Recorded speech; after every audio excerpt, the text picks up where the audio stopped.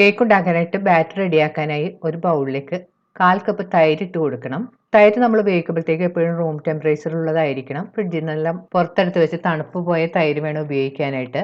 ഇനി ഇതിലേക്ക് 1/2 കപ്പ് ഓയിലും കൂടെ ചേർത്ത് കൊടുക്കണം. ഓയിലിന് പകരമായിട്ട് നിങ്ങൾക്ക് ബട്ടർ വേണമെങ്കിൽ യൂസ് ചെയ്യാം. പക്ഷെ ഓയിൽ ചേർക്കുമ്പോഴാണ് കേക്ക് കുറച്ചുകൂടി സോഫ്റ്റ് ആയിട്ട് കിട്ടുന്നത്. ഓയിൽ വെജിറ്റബിൾ ഓയിലോ സൺഫ്ലവർ ഓയിലോ മണമില്ലാത്ത ഏത് ഓയിൽ വേണമെങ്കിലും നമുക്ക് ഉപയോഗിക്കാം. ഇനി ഇതിലേക്ക് 1/2 കപ്പ് പൊടിച്ച പഞ്ചസാരയും കൂടി ചേർത്ത് കൊടുക്കണം. ഞാൻ പഞ്ചസാര ഇത് മിക്സിയിലിട്ട് പൊടിച്ചെടുത്തതാണ്. നിങ്ങൾക്ക് മധുരം കൂടുതൽ വേണമെന്നുണ്ടെങ്കിൽ ഒരു 2-3 ടേബിൾ സ്പൂൺ പഞ്ചസാരയും കൂടെ ഇതിൻ്റെ കൂടെ ചേർത്ത് കൊടുക്കാം. ഞാൻ 1/2 കപ്പ് പഞ്ചസാര ഉപയോഗിച്ച് ചെയ്തപ്പോഴത്തേക്കും എനിക്ക് മധുരം കുറച്ച് കുറവ് പോലെ തോന്നി. അപ്പോൾ കൂടുതൽ വേണമെന്നുണ്ടെങ്കിൽ ഒരു 2-3 ടേബിൾ സ്പൂൺ പൊടിച്ച പഞ്ചസാരയും കൂടെ നിങ്ങൾ ഇതിൻ്റെ ഒപ്പം ചേർത്ത് കൊടുത്താൽ മതി. ഇനി ഇതൊരു ഫോർക്കോ വിസ്കോ ഉപയോഗിച്ച് നന്നായിട്ട് മിക്സ് ചെയ്ത് യോജിപ്പിച്ചെടുക്കണം. തൈരും ഓയിലും പഞ്ചസാരയും കൂടെ നന്നായിട്ട് മിക്സ് ചെയ്തെടുത്തിട്ടുണ്ട്. ഇനി ഇതിലേക്ക് ഒരു 1/4 കപ്പ് പാലും കൂടെ ചേർത്ത് വീണ്ടും നന്നായിട്ട് മിക്സ് ചെയ്തെടുക്കണം. പാല് ചേർത്ത് കഴിഞ്ഞ് വീണ്ടും നന്നായിട്ട് മിക്സ് ചെയ്ത് യോജിപ്പിക്കണം. ഇപ്പോൾ ഇൻഗ്രീഡിയൻസ് എല്ലാം കൂടെ നന്നായിട്ട് മിക്സ് ചെയ്തെടുത്തിട്ടുണ്ട്. ഇനി ബൗളിൻ്റെ പുറത്തേക്ക് ഒരു അരിപ്പ വെച്ച് കൊടുക്കാം. ഇതിലേക്ക് 1 കപ്പ് മൈദ ഇട്ട് കൊടുക്കണം. ഇനി ഇതിലേക്ക് 4 table spoon vanilla custard powder ഇട്ട് കൊടുക്കാം. ഇനി ഇതിലേക്ക് 1 ടീസ്പൂൺ ബേക്കിംഗ് പൗഡറും 1/2 ടീസ്പൂൺ ബേക്കിംഗ് സോഡയും കൂടെ ചേർത്ത് കൊടുക്കാം. ഇനി ഇതൊന്ന് മിക്സ് ചെയ്തതിന് ശേഷം അരിച്ചെടുക്കണം.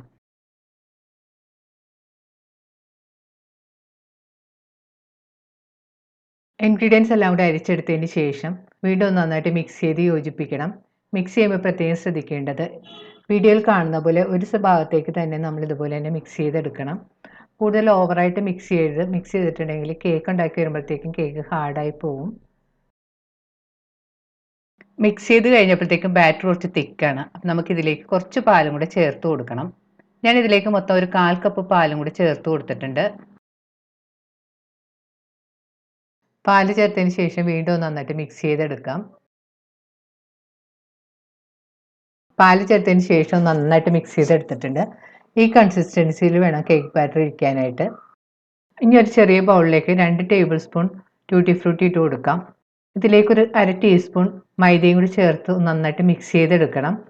നമ്മൾ ഇതുപോലെ മൈദ ചേർത്ത് മിക്സ് ചെയ്തതിന് ശേഷം കേക്ക് ബാറ്റർ ചേർക്കുകയാണെങ്കിൽ കേക്ക് ഉണ്ടാക്കുന്ന സമയത്ത് ട്യൂട്ടി ഫ്രൂട്ടി ഒന്നും താഴേക്ക് പോകാതെ എല്ലാ ഭാഗത്തും കറക്റ്റായിട്ട് കിട്ടും. ഈ ട്യൂട്ടി ഫ്രൂട്ടി നമുക്ക് കേക്ക് ബാറ്ററിലേക്ക് ചേർത്ത് കൊടുക്കാം. അതിന് ശേഷം ഒന്ന് പതുക്കെ മിക്സ് ചെയ്ത് യോജിപ്പിക്കാം. ഇപ്പോൾ നമ്മുടെ കേക്ക് ബാറ്റർ റെഡിയായി കഴിഞ്ഞാൽ കേക്ക് ഉണ്ടാക്കാനായിട്ട് ഞാനിവിടെ എടുത്തിരിക്കുന്നത് 6 ഇഞ്ചിൻ്റെ ഒരു കേക്ക് ടിന്നാണ്. അതിലേക്ക് നമുക്ക് ആദ്യം കുറച്ച് ബട്ടറോ നെയ്യോ തടവി കൊടുക്കണം.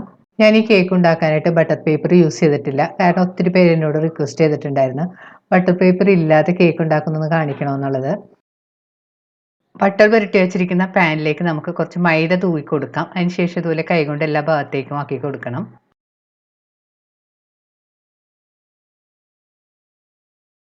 അവസാനം കൂടുതലുള്ള മൈദ നമുക്ക് ഇതുപോലെ കുടഞ്ഞു മാറ്റണം. ഇപ്പോൾ നമ്മുടെ കേക്ക് ടിൻ റെഡി ആയിട്ടുണ്ട്. ഇനി നമുക്ക് ഇതിലേക്ക് കേക്ക് ബാറ്റർ ഒഴിച്ചു കൊടുക്കണം.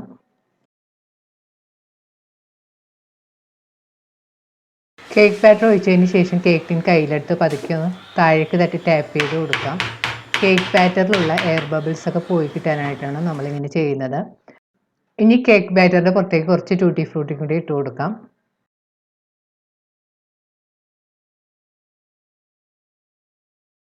കേക്ക് ഉണ്ടാക്കാനായിട്ട് ഞാനിവിടെ ഒരു നോൺ സ്റ്റിക്ക് പാൻ ചൂടാക്കാൻ വെച്ചിട്ടുണ്ട്. അതിൻ്റെ അകത്തേക്ക് നമുക്ക് ഇതുപോലെ ഒരു സ്റ്റാൻഡ് ഇറക്കി വെച്ചെടുക്കാം. നിങ്ങളുടെ കയ്യിൽ ഇപ്പോൾ സ്റ്റാൻഡൊന്നും ഇല്ലെങ്കിൽ പഴയൊരു സ്റ്റീൽ പ്ലേറ്റ് വെച്ച് കൊടുത്താലും മതി. അതിന് ശേഷം പാൻ മൂടി ഒരു 5 മിനിറ്റ് മീഡിയം ഫ്ലെയിമിൽ വെച്ച് ഒന്ന് പ്രീ ഹീറ്റ് ചെയ്യണം. പാൻ നന്നായിട്ട് ചൂടായതിന് ശേഷം മാത്രമേ ഇതിലേക്ക് കേക്ക് ടിൻ വെച്ച് കൊടുക്കാൻ പാടുള്ളൂ. ഇപ്പോൾ പാൻ മൂടി വെച്ച് ചൂടാക്കാൻ തുടങ്ങിയിട്ട് 5 മിനിറ്റ് എല്ലാം കഴിഞ്ഞിട്ടുണ്ട്. നമുക്കിപ്പോൾ കൈ ഇങ്ങനെ വെച്ച് നോക്കുമ്പോൾ തന്നെ അറിയാം നന്നായിട്ട് ചൂടായി വന്നിട്ടുണ്ട്. ഇനി ഇതിലേക്ക് നമുക്ക് റെഡിയാക്കി വെച്ചിരിക്കുന്ന കേക്ക് ടിൻ ഇറക്കി വെച്ച് കൊടുക്കാം. കേക്ക് ടിൻ വെച്ചതിന് ശേഷം വീണ്ടും പാൻ മൂടി വെച്ച് കൊടുക്കണം. ഒരു 3 മിനിറ്റ് ഹൈ ഫ്ലെയിമിൽ വെക്കണം. അതിന് ശേഷം ഒരു 35 മിനിറ്റ് ലോ ഫ്ലെയിമിൽ വെച്ച് കുക്ക് ചെയ്യാം. പ്രത്യേകം ശ്രദ്ധിക്കണം 3 മിനിറ്റ് ഹൈ ഫ്ലെയിമിൽ വെക്കുക. അതിന് ശേഷം 35 മിനിറ്റ് ലോ ഫ്ലെയിമിൽ വെച്ച് വേണം കുക്ക് ചെയ്യാനായിട്ട്. കേക്ക് ടിൻ വെച്ചതിന് ശേഷം നമ്മൾ ഇടയ്ക്കൊന്ന് മൂടി മാറ്റി നോക്കേണ്ട ആവശ്യമില്ല. ഒരു 30 മിനിറ്റ് കഴിഞ്ഞതിന് ശേഷം മൂടി മാറ്റി നോക്കിയാൽ മതി. കേക്ക് കുക്ക് ചെയ്യാൻ വെച്ചിട്ട് 35 മിനിറ്റ് എല്ലാം കഴിഞ്ഞിട്ടുണ്ട്. ഇനി നമുക്ക് മൂടി മാറ്റിയതിന് ശേഷം ഈ കേക്ക് ഒന്ന് കുത്തി നോക്കണം ഒരു കത്തിയോ സ്ക്രൂവറോ വെച്ച്. ഇപ്പോൾ കേക്ക് ഇതിലൊന്നും ഒട്ടും ഒട്ടിപ്പിടിച്ചിട്ടില്ല. ഇപ്പോൾ കേക്ക് നല്ല കുക്കായി വന്നിട്ടുണ്ട്. കേക്ക് കുക്ക് ചെയ്യുന്ന സമയത്ത് സ്ക്യൂവറിൽ ഒട്ടിപ്പിടിക്കുകയാണെങ്കിൽ കേക്ക് കുക്കായിട്ടുണ്ടാവില്ല. അപ്പോൾ വീണ്ടും നമുക്ക് മൂടി ഒരു ലോ ഫ്ലെയിമിൽ ഒരു 5 തൊട്ട് 10 മിനിറ്റ് മൂടി വെച്ച് കുക്ക് ചെയ്താൽ മതി. നമ്മുടെ കേക്ക് നല്ല പാകമായി വന്നിട്ടുണ്ട്. അതിൻ്റെ സൈഡൊക്കെ ഒരു ബ്രൗൺ കളറൊക്കെ വന്നിട്ടുണ്ട്. ഇനി നമുക്ക് ഈ കേക്കിന് പുറത്തേക്ക് എടുത്ത് മാറ്റി വെക്കാം. ഇനി റെഡിയായ കേക്ക് നമുക്ക് കുറച്ച് സമയം തണുക്കാനായിട്ട് മാറ്റി വെക്കണം. ഇപ്പോൾ കേക്ക് തണുത്ത് വന്നിട്ടുണ്ട്. ഇനി നമുക്കൊരു പ്ലേറ്റിലേക്ക് മാറ്റാം. നമുക്ക് കൈകൊണ്ട് തൊട്ട് നോക്കുമ്പോൾ തന്നെ അറിയാം നല്ല സോഫ്റ്റ് പഞ്ഞി പോലത്തെ കേക്കാണിത്. ഇനി കേക്ക് ഒന്ന് കട്ട് ചെയ്തതിന് ശേഷം നമുക്ക് ടേസ്റ്റ് ചെയ്ത് നോക്കാം.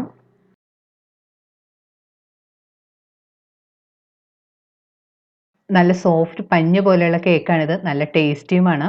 നമുക്ക് ഓവനോ ബീറ്ററോ മുട്ടയോ ഒന്നും ചേർക്കാതെ വളരെ ഈസി ആയിട്ട് വളരെ പെട്ടെന്ന് വീട്ടിൽ ചെയ്തെടുക്കാൻ പറ്റുന്ന ഒരു റെസിപ്പിയാണിത്. കുട്ടികൾക്കൊക്കെ ഇത് വളരെ ഇഷ്ടപ്പെടും. അപ്പം നിങ്ങളിത് ട്രൈ ചെയ്ത് നോക്കുക. ട്രൈ ചെയ്ത് നോക്കിയിട്ട് നിങ്ങളുടെ അഭിപ്രായം എന്തായാലും കമൻറ്റ് ബോക്സിൽ ഇടാൻ മറക്കരുത്. വീഡിയോ ഇഷ്ടപ്പെടുകയാണെങ്കിൽ നിങ്ങളുടെ ഫ്രണ്ട്സുമായിട്ടൊക്കെ ഷെയർ ചെയ്യുക. വീണ്ടും ഇതുപോലുള്ള നല്ല അടിപൊളി റെസിപ്പി ആയിട്ട് നമുക്ക് കാണാം. താങ്ക്